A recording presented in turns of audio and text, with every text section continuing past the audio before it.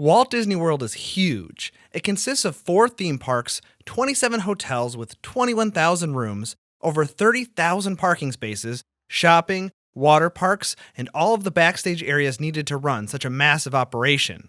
Walt Disney World is set on 27,000 acres in Central Florida, roughly the size of the city of San Francisco. It's also the most visited resort in the world.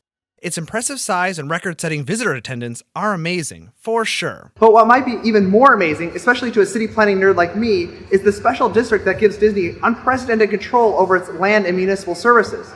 This video tells that story of how the special district came to be and how Disney uses it to control its parks. Our story begins in the early 60s. Disneyland in Southern California was a huge success for Walt Disney and his company, and now his thoughts turned toward expansion. He had several possibilities in mind, including potential parks in St. Louis, Missouri, Niagara Falls, New York, Washington, D.C., and Monterey, California. The most likely option, however, was a second Disneyland somewhere in the state of Florida. In the 1960s, Florida wasn't the resort destination we know it as today, particularly in Central Florida, which was then primarily orange groves and swamps. But where most saw swamps, Disney saw opportunity, and a whole lot of land.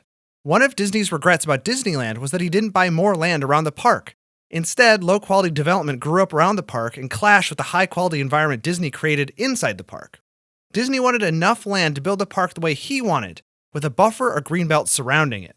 Disney chose the Central Florida location over the other possibilities in 1963, and by 1964 he was scouting the area for tracts of land large enough for his ambitions. The company eventually settled on 27,000 acres near a newly built highway that connected Tampa to Orlando. Disney did his best to acquire the land secretly, to avoid triggering land speculation that would increase the cost of the land. His lawyers in charge of purchasing the parcels had served in military intelligence during World War II and knew how to keep a secret, and they used several different companies, none with Disney's name, to acquire the properties.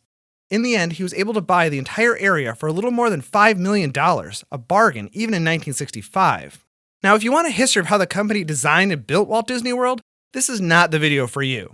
Instead, I'm going to focus on the legal and planning issues around establishing a large resort complex.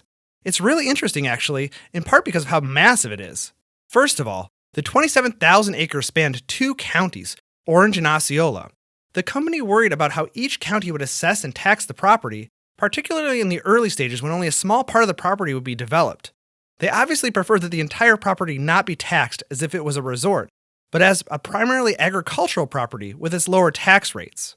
They also worried about other legal issues, like the possibility the property would be involuntarily annexed into Orlando, or how local planning and zoning ordinances would apply to the property. And what about the waterways that crisscrossed it? Would they have to be publicly navigable? There's clearly a lot of uncertainty around the city planning issues facing the property. Again, Disney's thoughts turned to Disneyland and the low-quality development surrounding it. What Disney really wanted was control and the ability to do it right, to do it his way. Disney officials floated the idea that maybe Disney World property should be its own municipality.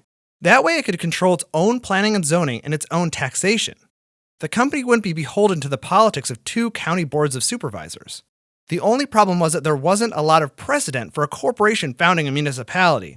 They would need the approval of the Florida legislature to create a special district. Now, special districts were then and are now a fairly common form of local government, even though they fly under the radar for most people. Utility districts, irrigation districts, and park districts are all examples of special districts. They are usually established to administer one thing. Disney wanted to administer everything. The company had another problem, too. Special districts, like cities and counties, are administered by boards that are elected by the residents of the district.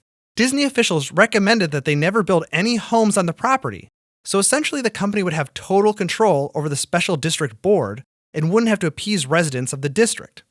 Now, Disney himself wanted to build his experimental prototype community of tomorrow, or Epcot.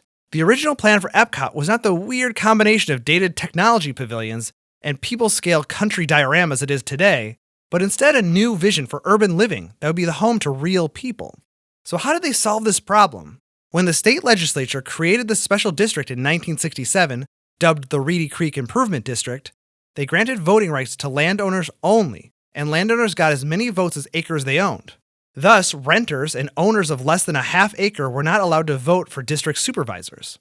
The Florida State Legislature granted the company the extraordinary control it was looking for as well. These powers included land reclamation, water and flood control, waste collection and disposal, pest control, fire protection, issuance of bonds, land use, and building regulations. The company was successful in getting these powers from the legislature for a few reasons. First, Florida was eager to have Disney in the state. Tourists back then flocked to Florida's beaches, and now Disney was giving Central Florida a massive economic engine. Second, Walt Disney died in 1966, and he was a beloved figure at the time. His death likely added some sentimentality to the vote.